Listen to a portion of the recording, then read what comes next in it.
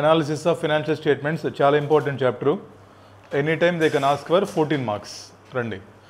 So start చేసే ముందు will revise few things, important things. First మనకి ఏం కావాలంటే పీపీఈ ఇండేస్ 16 ప్లస్ ఇండేస్ 41 ఇండేస్ 105 ఈ మూడు చూద్దాం first. Basically will revise once. చెప్పండి ఒకసారి. ఇండేస్ 16 అంటే ఏంటి? పీపీనా? డెఫినేషన్ ఏంటి?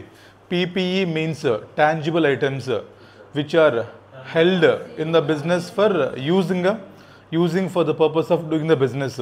Ind AS 41 ante these are items which are held for earning rental incomes in the business. Andena Ind AS 40 and investment property. So investment property means those assets which are held for earning rental incomes. Ind AS 105 ante those assets are disposal group which has been classified as held for sale. Andena sir PP sanga chuddam inga. Ima property plant equipment lo there might be different classes of assets. Ante enti factory buildings undochu, office buildings undochu, administration buildings undochu.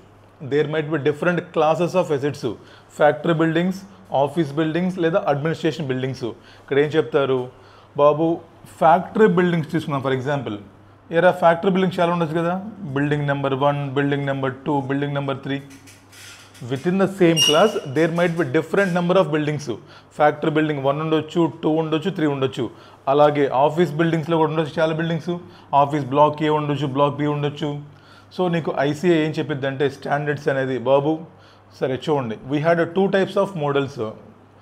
ఇనీషియల్గా మీరు recognize చేయడానికి we should always follow cost model only. అంటే day 1 మీరు balance షీట్లో తీసుకెళ్ళినప్పుడు we will always follow cost model only. సబ్సీక్వెంట్గా మీరు next balance షీట్కి వెళ్ళినప్పుడు we had 2 options. Whether you can follow cost model or you can follow revaluation model. అదే చేసింది మనకి. ఇప్పుడు ఏం చెప్తారంటే సరే if you want to follow cost model you should follow for all classes of factory buildings. If you want to take revaluation model you should take for 3 buildings. With in the same class you cannot follow 1 for cost model, 1 is for revaluation model. Not allowed. If you want to follow for factory buildings either choose cost model లేదా revaluation model. For office buildings needs to మళ్ళీ if you want to choose cost model or revaluation. అంతేగాని within the same class of factory buildings I want to follow cost model అంటే I want to follow revaluation model అది allow చేయం. either take same model for all buildings within the same class or take different classes, different models. ఇది first point మనం చూడాల్సింది. అర్థమవుతున్న point ఇది. Next subsequent ఏం జరుగుతుంది ఇంకా then we can simply charge depreciation. అంతే కదా. ఎయిదర్ ఎస్ఎల్ఎం బేసిస్ అవ్వచ్చు, ఎయిదర్ డబ్ల్యూడివి బేసిస్ అవ్వచ్చు. That is regarding PPE initial recognition, subsequent తర్వాత డిప్రిసియేషన్. ఇప్పుడు 40 చూద్దాం. ఏంటి 40 అంటే those non current assets which are held for the purpose of earning rental incomes అంతే లేదా క్యాపిటల్ అప్రిసియేషన్. అక్కడ ఏం చెప్పాం? ఏదైనా ఒక ప్రాపర్టీని కానీ మీరు ఆపరేటింగ్ లీజ్కి ఇచ్చినా కూడా that is nothing but earning rental incomes. అంతేనా? చూసాం డెఫినేషన్ అక్కడ మనకు క్లియర్గా చెప్పాడు ఇండ్ AS 40లో. Those assets which are given under operating lease will also falls under this Ind AS 40. ఏంటి ఆపరేటింగ్ లీజ్ అని చెప్పండి నాకు. మనం చూసాం మన లీజ్ డెఫినేషను. ఫైనాన్స్ లీజ్ చెప్పాను డెఫినేషన్ ముందు. All risks and rewards transfer చేస్తాం కానీ ఓనర్షిప్ ట్రాన్స్ఫర్ చేయం.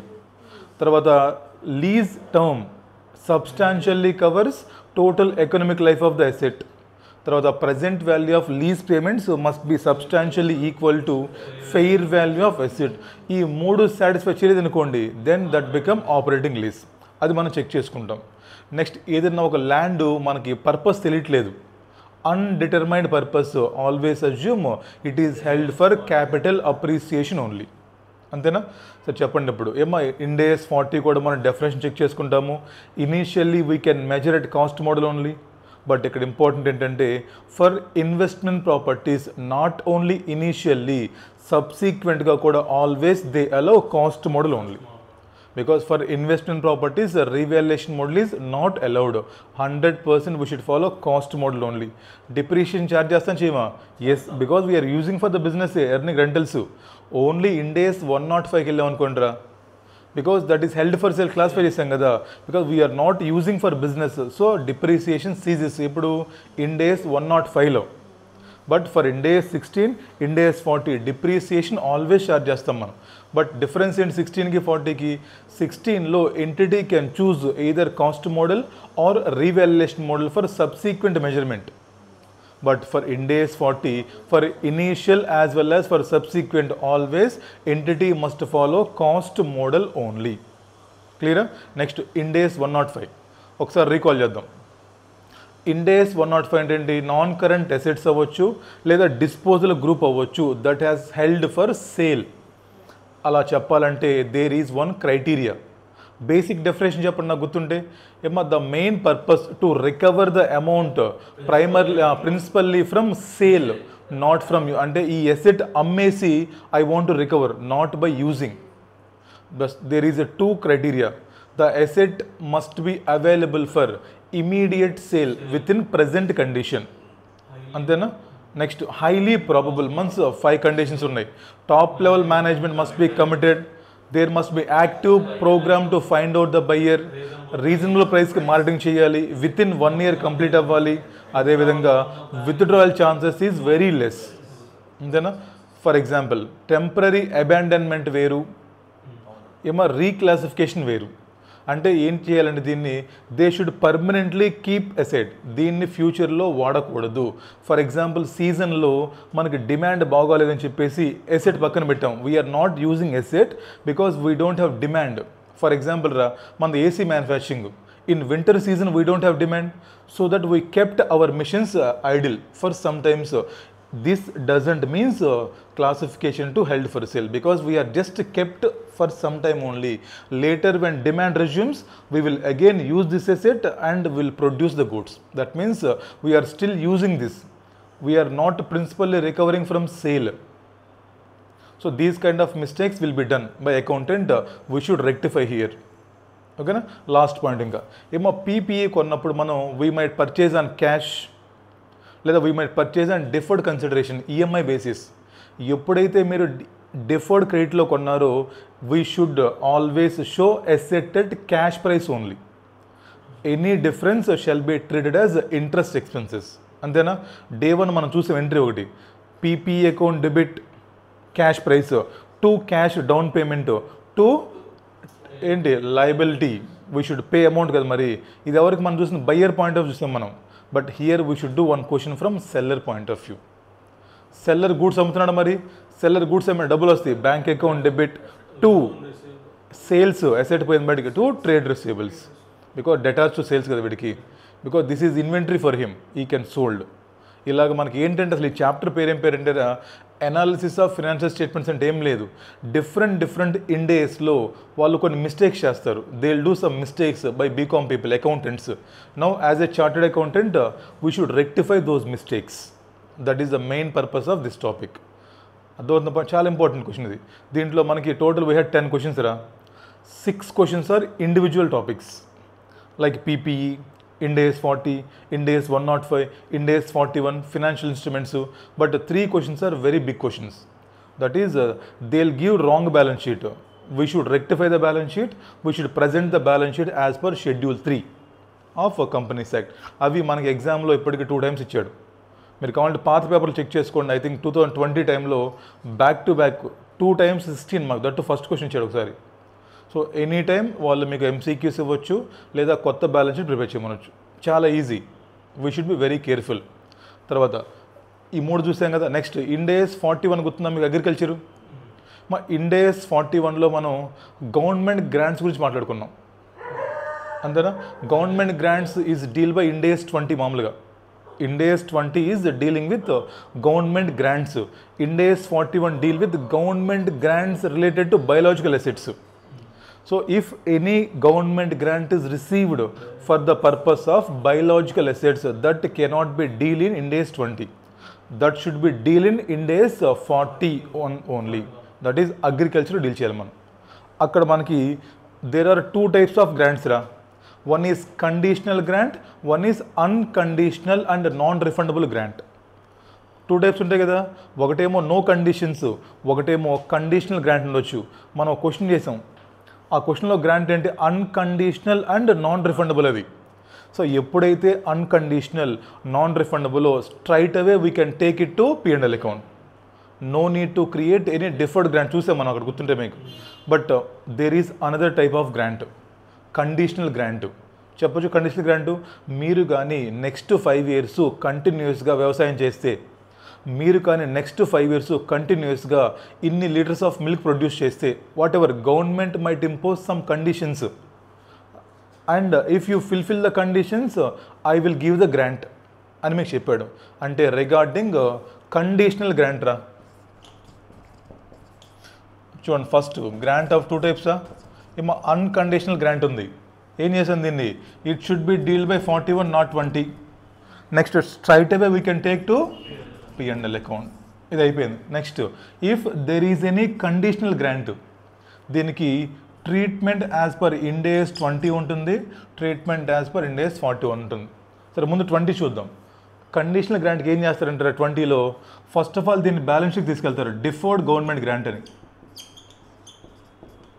Ind AS 20లో they will take into balance sheet as deferred government grant. అక్కడ ఏం చేస్తారంటే ఫర్ ఎగ్జాంపుల్ 5 years కండిషన్స్ పెట్టారు. ఎప్పుడైతే 1 year అయిపోయిందో proportionately they will transfer income to P&L account. For example grant is for 10 lakhs. మనకి 5 years ఏదో conditions పెట్టాడు రా, మీరు ఏదో చెట్లు నాటాలనో మొక్కలు పెంచాలని ఏదో ఒకటి. ఇప్పుడు చెప్పండి, after completion of 1 year we can transfer 2 lakh to P&L account. Next after completion of 2 years we can transfer another 2 lakhs to P&L account. This is treatment suggested by government grants Ind AS 20. అదేగా మనకి చిన్నప్పుడు చూస్తుంటారు మీరు, deferred government grant అని చెప్పేసి time గడిచిపోయే కొద్దీ we can recognise income in P&L account.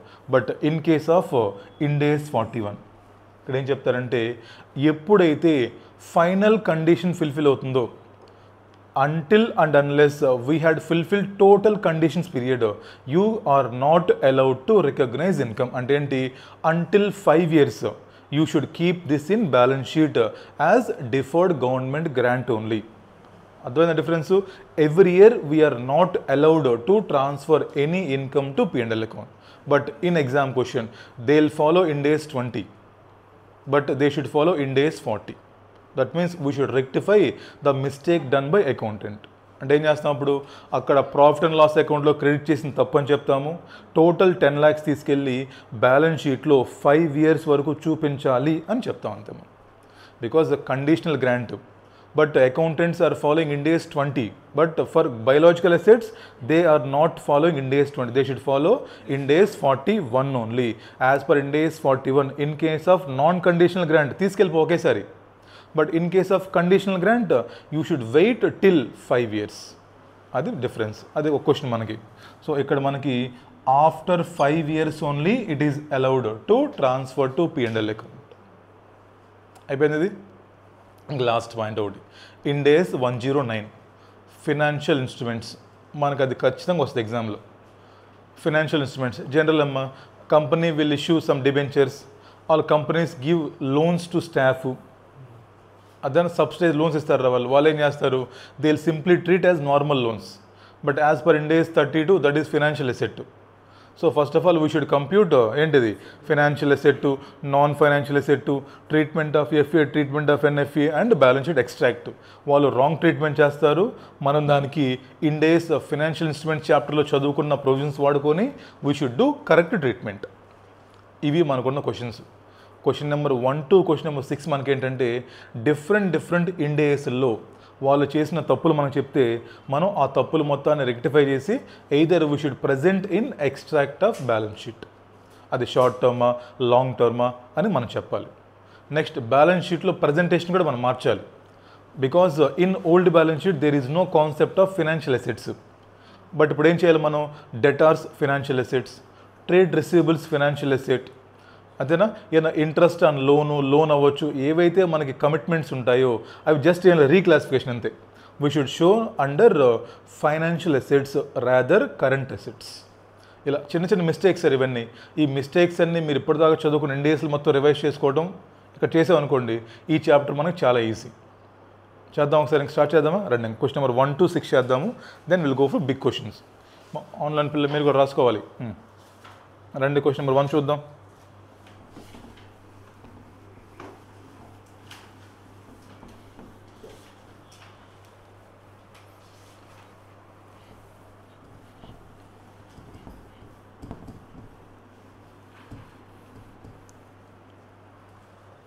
చాలా ఈజీ అమ్మా, ఇంపార్టెంట్ కాకపోతే. క్వశ్చన్ నెంబర్ 1 అది PPE plus Ind AS 40 question number. చూద్దాం అందరూ. ఇంకా Venus limited is multinational entity that owns 3 properties. All 3 properties were purchased on 1st April 2001. The details of the purchase price and the market value as follows. Okay, మీకు cost ఇచ్చాడు, market price ఇచ్చాడు, life ఇచ్చాడు. Subsequent measurement కింద చూడండి, వాడు ఏం చేస్తున్నాడు, property 1కేమో హీ టేకెన్ కాస్ట్ మోడల్. దాని కింద మన మిస్టేక్ ప్రింటింగ్ చూడండి, అది కింద ఇచ్చాడు సబ్సీక్వెంట్ మెజర్మెంట్ అని.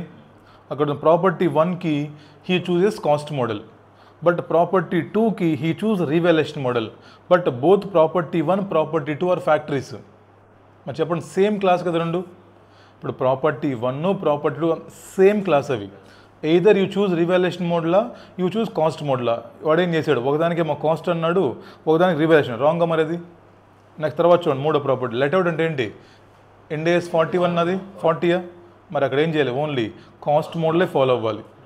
సబ్సీక్వెంట్ మెజర్మెంట్లో he should take only cost model, but వాడేం చేశాడు, రాంగ్గా మరి ఇది.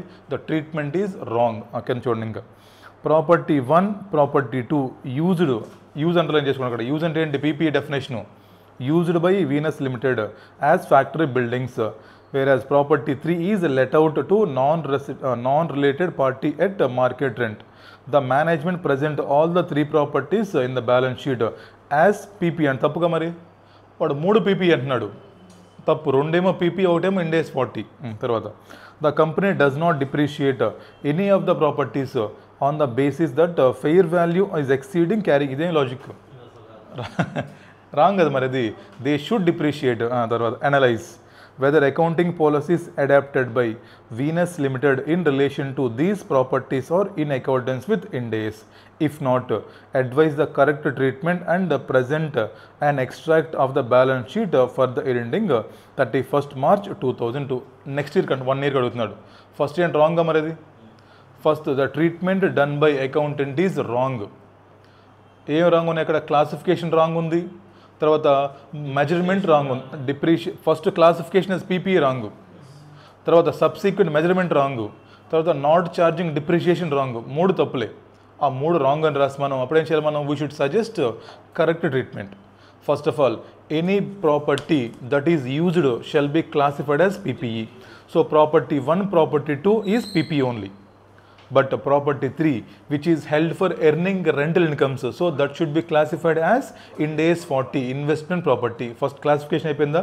Next for subsequent model, for subsequent recognition we should follow either cost model or revaluation model for same class of factory buildings. తర్వాత for Ind AS 40 we should follow cost model only.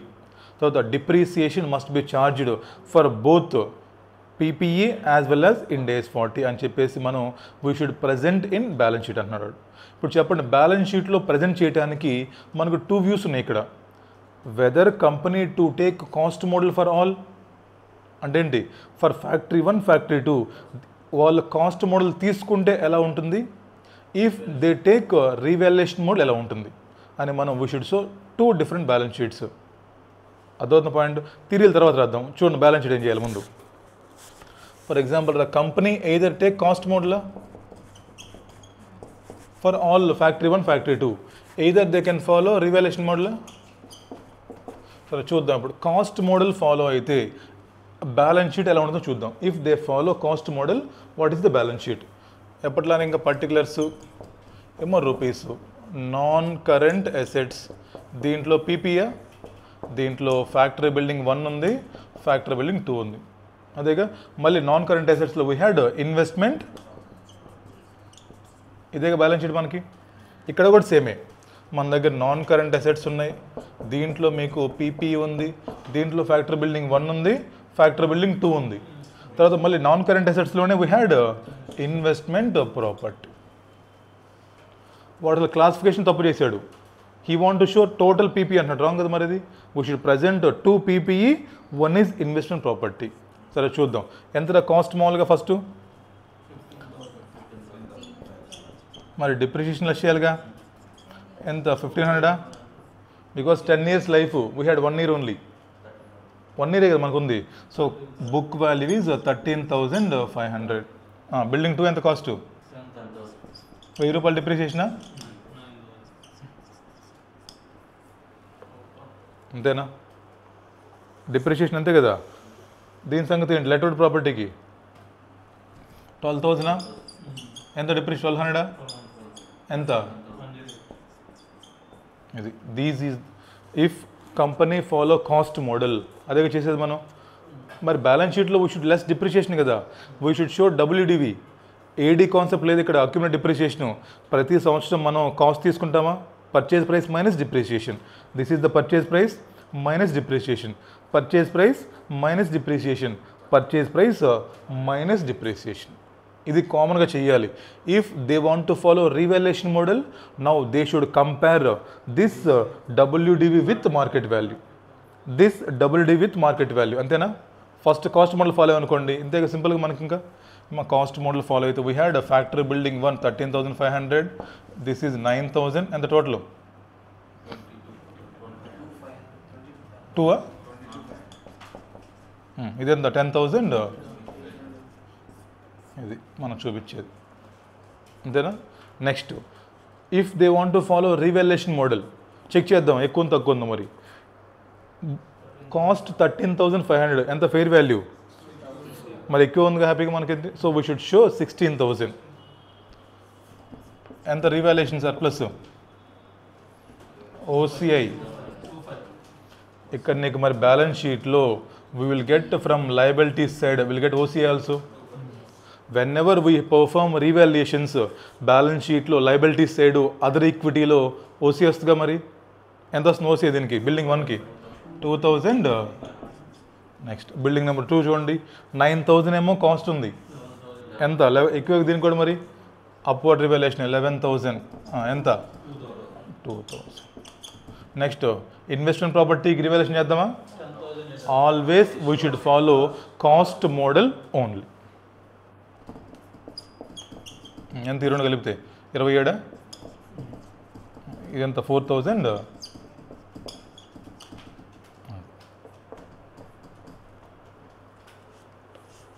చూడండి జాగ్రత్తగా.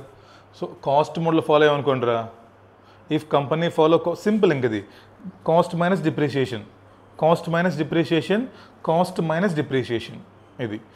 If you they want to follow revaluation model, first of all we should perform revaluation కదా. మరి ఎలా perform చేస్తామంటే, ఇదిగోండి WDV compared with fair value, this is compared with fair value. For this no, only cost మోడలే. These are the 2 different balance sheets we should present in exam. If company chooses cost model for entire class of factories, ఇలా వస్తుంది. If company chooses revaluation model for entire class, this is the balance sheet extract. అది రాసుకోండి. ఇంకా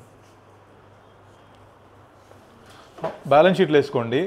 afternoon మనకి ఆన్సర్లు ఇస్తాను, మీకు ఆన్సర్లు మనకు కావాలి. వాడు నేను తీరా జిరాక్స్ షాప్ వాడు వరకు బ్యాలెన్స్ షీట్లు వేసుకో. ఆ థీరీ చాలా ఉంది కదా, మనం అనుకున్నాం ఇందాక దాకా, అది ఒక్క టిక్కులు కొట్టుకుందాం మనం. అదేరా ఇందాక చెప్పిన థీరీ ఏంటి, మొత్తం పీపీనే ఫాలో అవ్వాలి. Whether they should follow cost or revaluation. Classification తప్పు ఫస్ట్ వాడు చేసింది, తర్వాత సెలెక్టింగ్ మోడల్ తప్పు, తర్వాత డిప్రిషియేషన్ ఛార్జ్ ఇవ్వడం తప్పు. ఆ 3 తప్పులు రాస్తాము. Either company can follow this model or this model. వేసుకోండి బ్యాలెన్స్ షీట్. ఏంటిది,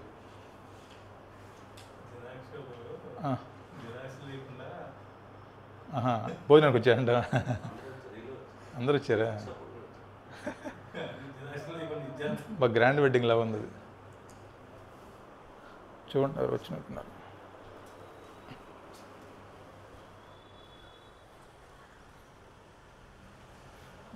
ఎవరు రాలేదు. రాసుకోండి 2 బ్యాలెన్స్ షీట్లు.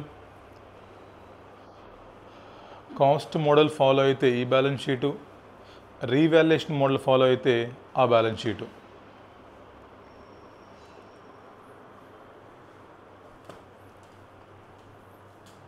ఎగ్జామ్లో మనం 2 బ్యాలెన్స్ షీట్లు వేయాలి, బికాజ్ మనకు తెలియదు కదా ఏ మోడల్లో ఫాలో అయ్యేవాడు, అందుకని ఇది ఫాలో అవ్వచ్చు లేదా ఇదైనా ఫాలో అవ్వచ్చు. చాలా సింపుల్.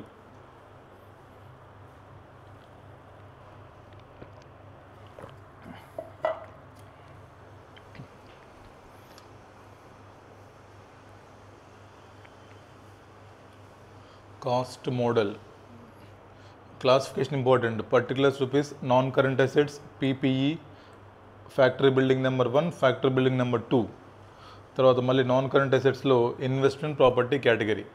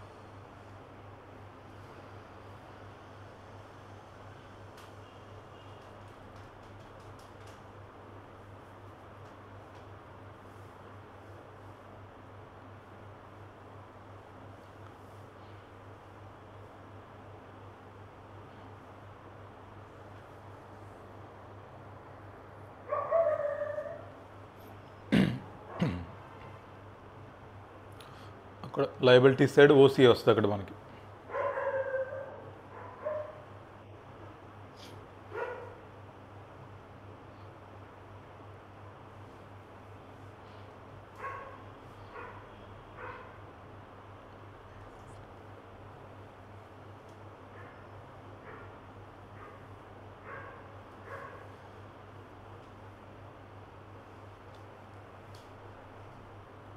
అయిపోయిందా?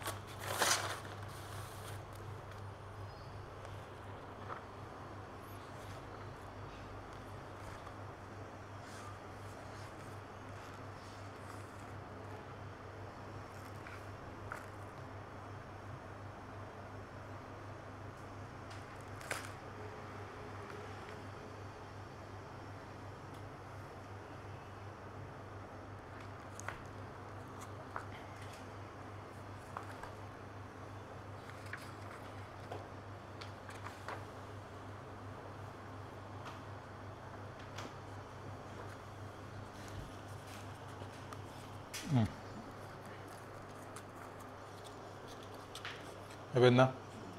రండి. Next question number 2.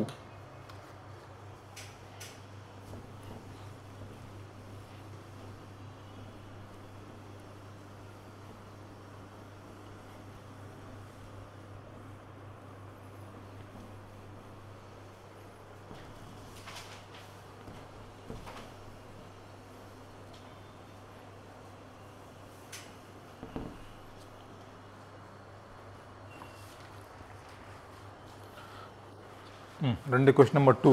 ఇది కూడా పీపీఈ ప్లస్ ఇండెస్ 40. ఇది కూడా UK limited has purchased new head office for 10 crores. ఎంత అంటే cost 10 crores. Cost of total building is 10 crores. The new office building has 10 floors అంటున్నాడు వాడు. ఓకే, చూడండి ఫస్ట్ ఫ్లోర్ యూసేజ్ చూడండి. ఫస్ట్ ఫ్లోర్ వెయిటింగ్ ఏరియా అంటే office కోసం వాడుకుంటున్నారు వాళ్ళు. Second floor administration purpose. Third floor HR. Fourth floor accounts. Fifth floor inspection. 6th MD office 7th canteen అంటే ఏంటి 1 to 7 floors are using for the purpose of business. అవునా కదా? అంటే PP డెఫినేషనే కదా. Those building which are using for the purpose of business అవ్వచ్చు, administration అవ్వచ్చు, what ever.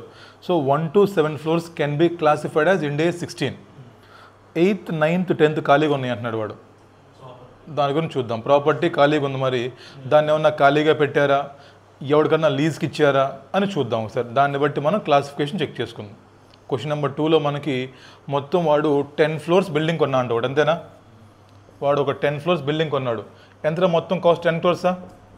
Cost of total building 7 crores. Up to 7 floors they are using for different purposes, whatever. So this will be classified in AS 16 only. ఇక్కడ 8th, 9th, 10th వేకెంట్గా ఉన్నాయి అంటున్నాడు వాడు. చూద్దాం వేకెంట్గా ఉంటే purpose అని check చేసి ఆ పర్పస్ని బట్టి క్లాసిఫై చేద్దాం మనం. ఇండ్ AS 40 కాదని చూద్దాం తర్వాత. Since UK limited did not need the floor 8, 9, 10 its business needs, it has leased out the same to a restaurant on long term lease basis. The terms of lease agreement as follows. ఏం చేశారంటే ఎవరికి లీజ్కి ఇచ్చారంట, మనకి తెలియదు ఏ lease అనేది. First of all you should find out which lease it was. If that is held for operating lease then Ind AS 40 అందాం. చూద్దాం సార్. నెక్స్ట్ టెన్యూర్ ఎంతంటారా? 3 years. Lease rentals, annual lease rentals recoverable from these floors are 10 lakhs per floor with an escalation for every 5 years. 5% every year. Based on the certificate from the architect, UK Limited estimated that the cost of top 3 floors approximately 3 crores and the remaining cost is 7 crores.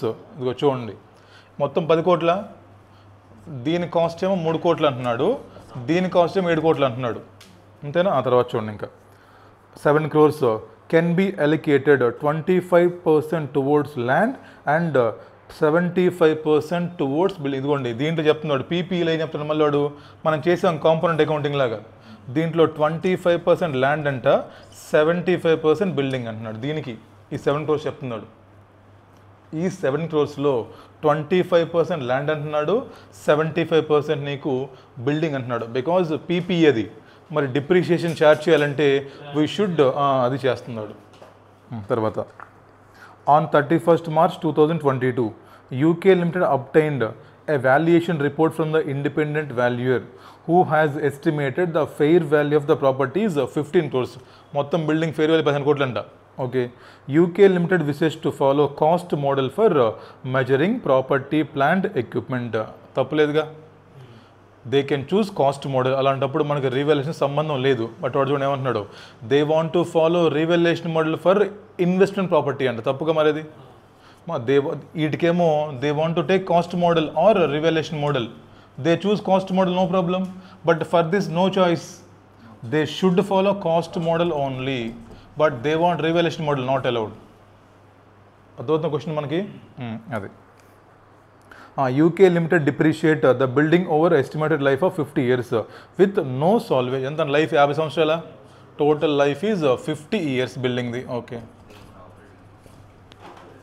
అంతే కదా. తర్వాత ఏమన్నా చూడండి, advise UK Limited on accounting and disclosure of the above as per applicable Ind AS together with computation of carrying value of property. And ఏమంటున్నాడు, what is the carrying amount after charging depreciation for 31st March 2022.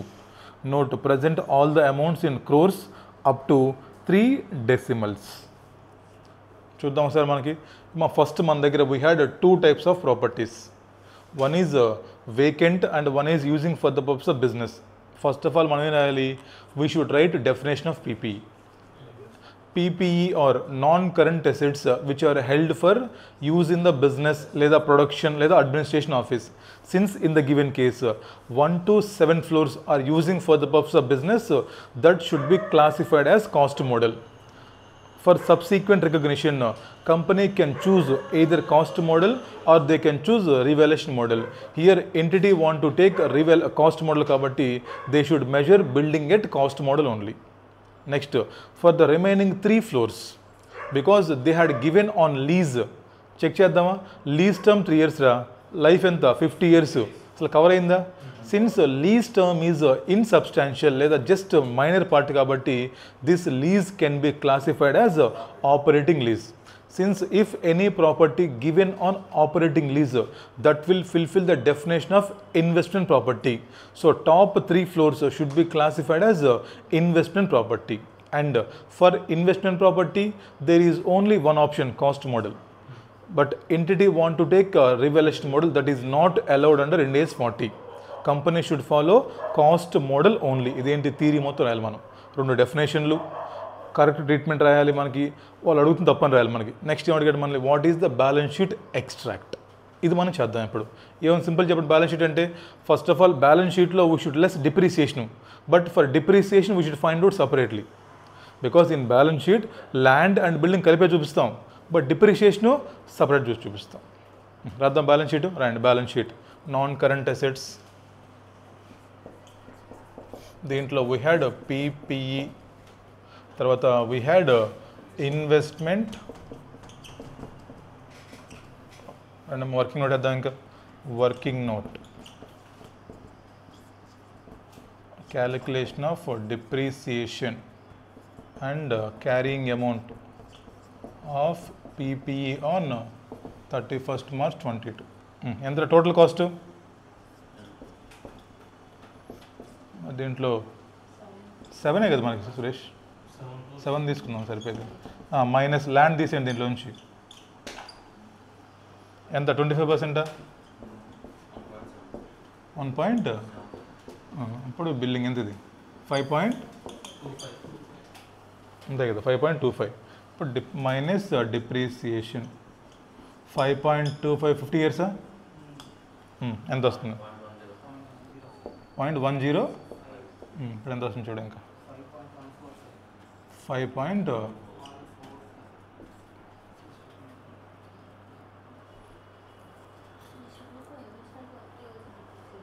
Next we'll do now.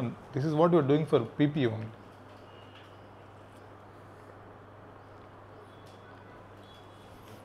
Random land, and the land 1.75, building in the 5. And the 2 895. అంతే కదా, land separate చేసాను first, because land having no depreciation. మనం పీపీలో చేసాను question already.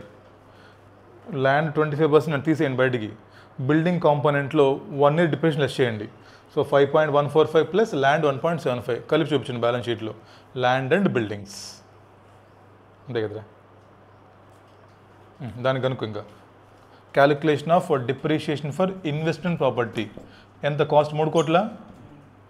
దీనికేమో simple depreciation కదా, less depreciation 3/50. ఎంత? 0.06. ఎంత వస్తుంది? 2.4.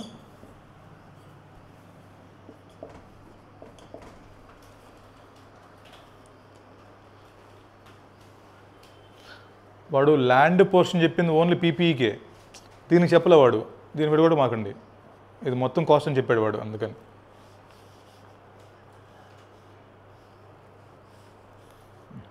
ఆన్లైన్ పిల్లలు రాయాలి మీరు కూడా, ఇంపార్టెంట్ ఇవన్నీ. సింపుల్, ఇదిగో ఈ డయాగ్రామ్ వేసుకొని సరిపోద్ది. 7 floors పీపీఈ, 1 floor ఏమో మనకి investment property, because that is on operating lease కాబట్టి. అంతే, దీన్ని విడగొట్టండి, డిప్రిషియేషన్ కనుక్కొని లెస్ చేసి చూపించండి. దీనికి వాళ్ళకి రివాల్యుయేషన్ మోడల్ కావాలంట, అలౌ చెయ్యం, only we will give cost model only.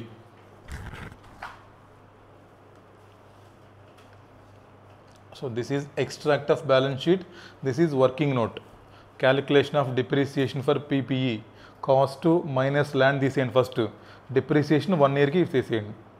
Next investment property depreciation charge చేస్తాము ఎప్పట్లానే, నో ప్రాబ్లం, 50 years లైఫ్ అంతే.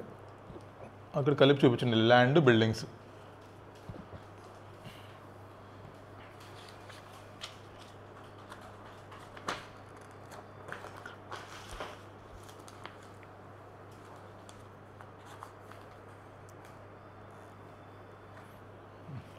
క్లియరా? చిన్న క్వశ్చన్స్ అమ్మ, బేసిక్స్ ఉంటే అయిపోతుంటున్నాయి, అది గుర్తుండాలి మొత్తం. PPE 105, investment properties, intangible assets, inventories, 5 చాలా ఇంపార్టెంట్. ఐదే బేసిక్ అసలుకి, ఎందుకంటే ప్రతి ఎంటిటీలో ఖచ్చితంగా 5 ఉంటాయి. బయట మీరు గమనించిన ప్రతి కంపెనీలో పీపీ ఉండిద్ది, ఇన్వెస్ట్మెంట్ ప్రాపర్టీస్ ఉంటాయి, 105 ఉంటాయి, ఇంటాంజిబుల్ ఉంటుంది, ఇన్వెంటరీ ఉంటుంది, ప్లస్ ఫైనాన్షియల్ అసెట్స్ ఉంటాయి. ఈ 6 చాలా లీజెస్ ఒకటి, అందుకే ఆ 7 చాలా ఇంపార్టెంట్. ఎగ్జామ్లో ఇప్పుడు అడుగుతాడు అవి. అయిపోయిందా? నెక్స్ట్ క్వశ్చన్ నెంబర్ 4 రండి. 3 మనకి ఇంటాంజిబుల్ అసెట్స్ తర్వాత చూద్దాం. 3 ఇంటాంజిబుల్లే. మనకి 4, 5 చేసాం అనుకోండి, పీపీఈ 105 అయిపోయింది. అది అక్కడ రాసుకోండి, ఇండేస్ 105 అది. Question number 4 ఇండేస్ 105. Question number 4 exam question number అది రాసుకోండి, ఇంపార్టెంట్ ఎగ్జామ్ క్వశ్చన్, 12 మార్క్స్ ఇచ్చాడు. క్వశ్చన్ నెంబర్ 4 ఎగ్జామ్ క్వశ్చన్ అది, మళ్ళీ కూడా రావచ్చు.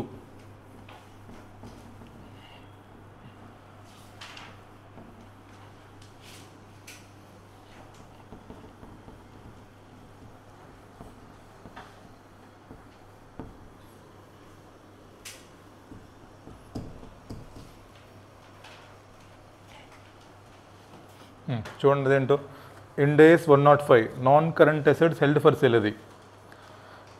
Pluto Limited has purchased a manufacturing plant for 6 lakhs on 1st April 2001. The useful life of the plant is 10 years. On 30th September 2023, Pluto Limited temporarily, underline చేసుకున్న point, temporarily stopped using the manufacturing plant because demand has declined. However, Pluto Limited is maintained plant in workable condition and it will be used in future when the demand picks up. First of all, this is not fulfilling the definition of Ind AS 105. Primarily, they don't want to sell it, they want to use it when demand resumes. So కాబట్టి ఇది Ind AS 105 కింద classify చేయకూడదు, but వాళ్ళు చేస్తారు చూడండి కింద. The accountant of Pluto Limited decided to treat plant has held for sale until demand picks up and accordingly measure the plant at lower of carrying amount or fair value minus cost of sale. తప్పుగా మరి wrong? Yes. Also, the accountant has also stopped charging depreciation for the rest of the period considering plant as held for sale. The fair value less cost of sales on 30th September and 31st March was 4 lakh and 3,50,000 respectively. వాడు ఏం చేశాడు, మొత్తానికి classify చేసేసాడు, fair value minus cost of sale చేసాడు, and depreciation కూడా stop చేశాడు. అది కరెక్టే, treatment is correct if that fulfil the definition. But అది డెఫినేషన్ ఫుల్ఫిల్ చేయట్లేదు కాబట్టి అసలు క్లాసిఫికేషన్ రాంగ్ అది. సో కాబట్టి మనం మొత్తం డెఫినేషన్ రాసేసి ఇప్పుడు మళ్ళీ ఏంటి, we should treat this as PPE only. Depression charge చేయాలి మనం ఇప్పుడు. తర్వాత చూడండి వాడు చేసిన పని చెప్పాడు చూడండి పక్కన. The accountant has performed the following working: purchase price 6 lakhs, depreciation 2.5 30th September అంటే లెస్, తర్వాత fair value less cost of sales and 30th September ఏదో కంపేర్ చేసి వాడు ఏదో ఇంపైర్మెంట్ లాస్ కూడా కనుక్కొని మొత్తాన్ని చేసాడు ఏదో. ఇదంతా రాంగు. తర్వాత చూడండి బ్యాలెన్స్ షీట్లో అదర్ కరెంట్ అసెట్స్ అని చెప్పేసి వాడు classified as held for sale అని చెప్పేసి 3,50,000 రాశాడు. అది కూడా రాంగే, అమౌంట్ రైటే బట్ క్లాసిఫికేషన్ రాంగ్ అది. చూడండి ఇంకా analyse whether the above accounting treatment made by accountant is in compliance with Ind AS. If not, advise the correct treatment and provide balance sheet extract at 31st March 2024 together with the computation of carrying amount on 31st March 2024. Assume value in use is nil. ఎక్కడ చూసాం ఈ point మనం VU impairment కోసం చూస్తాం. VU, RSP and VU which ever is higher చూస్తాం కదా. Recoverable amounts కోసం ఏం చూస్తాం మనం, ఫెయిర్ వాల్యూ లేదా VU which ever is higher చూస్తాం మనం. చేసాం ఒకసారి ఇంపైర్మెంట్ లాస్ కోసం, ఇది గుర్తుందా మనకి, ఇన్వెంటరీస్ చేసాం ఎక్కడో. రండి, it has temporary not been used for manufacturing facility. Okay చెప్పండి ఇంకా. ఫస్ట్ ఈ క్వశ్చన్ మీరు రాయాలంటే first of all we should write definition of Ind AS 105, then analyse the situation and then we should write the answer. చెప్పండి ఏం రాస్తారు definition అంటే. ఏమా Ind AS 105 non current assets held for sale means the entity primarily want to recover the amount principally from sale not use. That means it should fulfill the following 2 conditions. One is the asset must be available for immediate sale in its present condition. Second, the sale must be highly probable. That means 5 points మళ్ళీ మీరు రాయాలి. The top level management must be committed for the sale. Active marketing program for buyer must be initiated. The price must be reasonable. Sale must be completed within 1 year. Withdrawal from the plan is very rare. But since in the given question, there is only temporary stopping of usage of the plant, they want to resume usage of machine when demand picks up. Since it has not fulfilled the definition of Ind AS 105, the treatment done by accountant is wrong. అని చెప్పేసి the correct treatment is as follows. కనుక్కున్న treatment right. First of all we should compute correct depreciation, then we should do impairment testing, then we should present correct carrying amount. అంతేనా? అసలు మనం start అయింది ఎప్పుడు 2001లో, మనం ఎక్కడున్నాం 2024లో ఉన్నాం. అంటే ఆఫ్టర్ 3 years. ఇక్కడ టైం ఇంపార్టెంట్, జాగ్రత్తగా చూడండి. ఎప్పుడు స్టార్ట్ అయ్యారా మీరు? క్వశ్చన్ చూడండి ఒకసారి. ఎప్పుడు? 1st April 2001 స్టార్ట్ అయ్యారు మీరు. We had started on 1st April 2001 లేదా 21. Now we are at 31st March 2024. 3 years ఏగా మరి. 2022, 23, 24. అంతేనా? The question is for 3 years. He had reclassified, ఇది ఇక్కడ వాడు చేసింది 30th September వాడు చేసింది. Here he classified to Ind AS 105. చెప్పండి ఇక్కడ ఎంత ఫెయిర్ వాల్యూ 4 lakhs. అదేగా చెప్పిందాడు ఇక్కడ. దీంతో మనకు సంబంధం లేదు ఇప్పుడు, మనకి ఇక్కడ కావాలి. ఇక్కడ కూడా చెప్పేటువంటి ఫెయిర్ వాల్యూ ఎంతో, బికాజ్ మనం ఇంపైర్మెంట్ టెస్ట్ చేయాలి కదా మరి ఇక్కడ కదా. ఇప్పుడు చూద్దాం, కనుక్కుందాం కరెక్ట్ అమౌంట్. ఎలా కనుక్కుంటారు మనం? ఫస్ట్ వర్కింగ్ నోట్ వేద్దాం. Calculation of carrying అమౌంటా?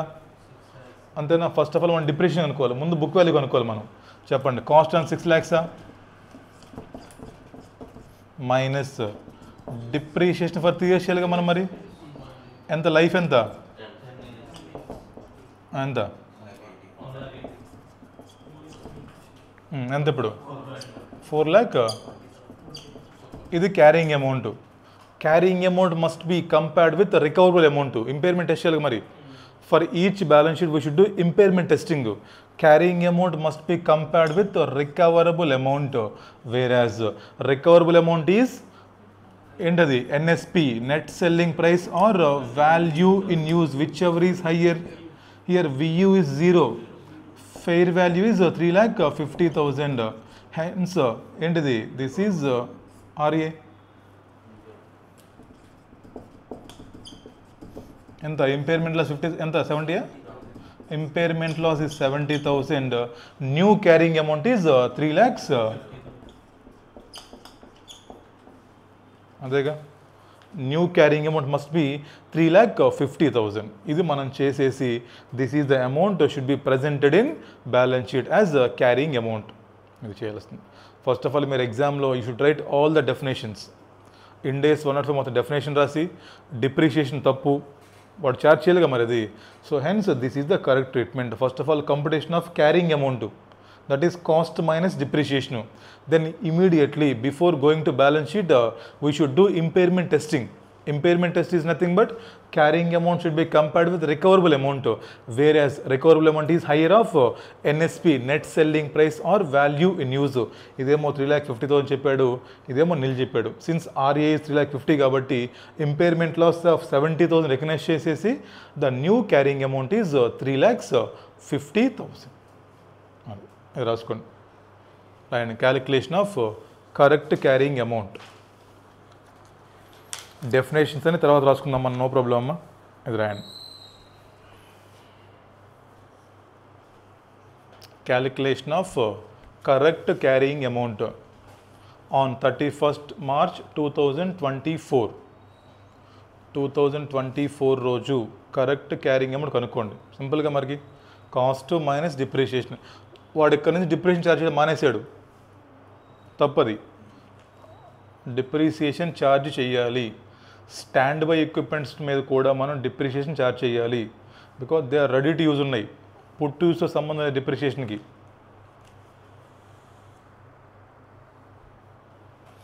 Cost 6 lakhs minus the depreciation for 3 years less చేయండి. So 4,20,000 is carrying amount. Then we should do impairment testing. అక్కడ ఇంపైర్మెంట్ టెస్ట్ చేయాలంటే carrying amount must be compared with recoverable amount, whereas recoverable amount is higher of net selling price or value in use VU. ఆ machine వాడుకుంటే ఎంత వస్తుంది, మార్కెట్లో అమ్ముకుంటే ఎంత వస్తుంది, ఏది ఎక్కువ ఉంటుంది. So 3,50,000 is net selling price. So అక్కడికి వెళ్ళి రాసేయండి 4,20,000 versus 3,50,000. Hence, impairment loss of 70,000 should be recognized, and the new carrying amount is fair value, that is 3,50,000.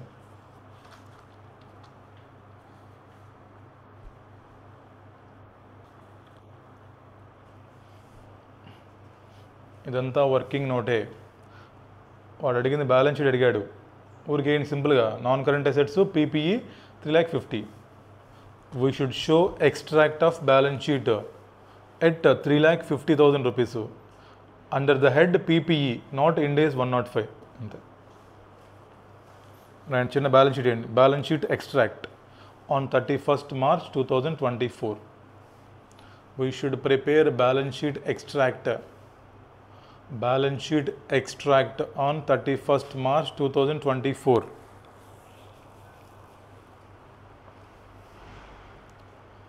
Balance sheet extract particulars rupees కింద నాన్ కరెంట్ అసెట్స్, దాని కింద PPE వాడు కూడా రాశాడు ఇందాక, but వాడు 105 రాశాడు, తప్పది. ఇప్పుడు మనమే రాయాలి, పీపీఈ రాయాలి. 16 రాయండి సరిపోద్ది. వాడు క్వశ్చన్లో కూడా ఇచ్చాడు కరెక్ట్ బ్యాలెన్స్ షీటే, క్లాసిఫికేషన్ రాంగ్ కాకపోతే అమౌంట్ కరెక్టే. ఇక్కడ మీరు మార్చండి అంతే. ఈ బ్యాలెన్స్ షీట్లో సింప్లీ రైట్ పీపీఈ.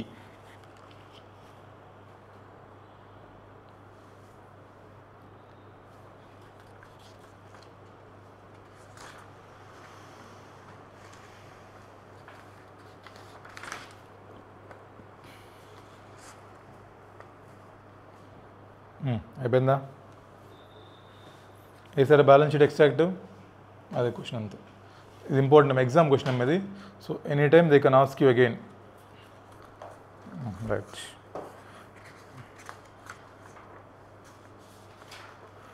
మా క్వశ్చన్ నెంబర్ 6 ఆల్రెడీ మనం చేసేసాము, ఒకసారి చూడండి అంతే. క్వశ్చన్ నెంబర్ 6 ఆల్రెడీ మనం పీపీఈ క్లాస్లో చేసాం in the books of seller. Question number 6 already అక్కడ చేశారు మీరు, గుర్తుందా మీకు? అక్కడ బయ్యర్ ప్లస్ సెల్లర్ రెండు చేసాం మనం. రివర్స్ ఎంట్రీస్ ఆడికిడికి అక్కడ రాసుకోండి, రిఫర్ పీపీ అని రాసుకొని అక్కడ చేసేయండి. అది ఇక్కడ మళ్ళీ వేస్ట్. అది పీపీ రివైజ్ చేసేటప్పుడు ఇది కూడా రివైజ్ చేయండి ఈసారి. Same question. ఎవరికి?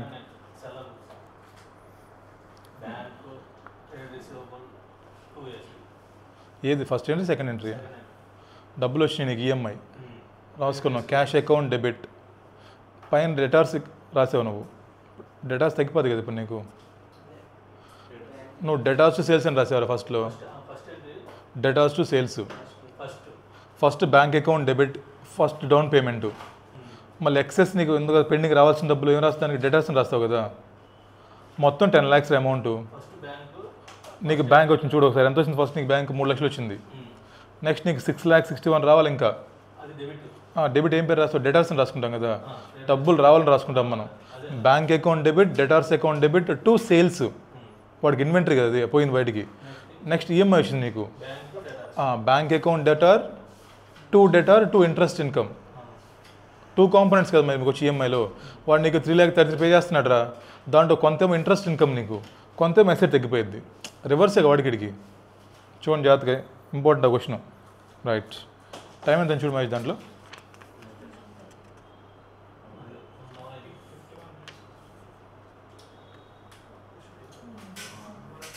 1 hour అయిందా? అయితే ఆఫ్ చేయి, మళ్ళీ కలుద్దాం. బాయ్.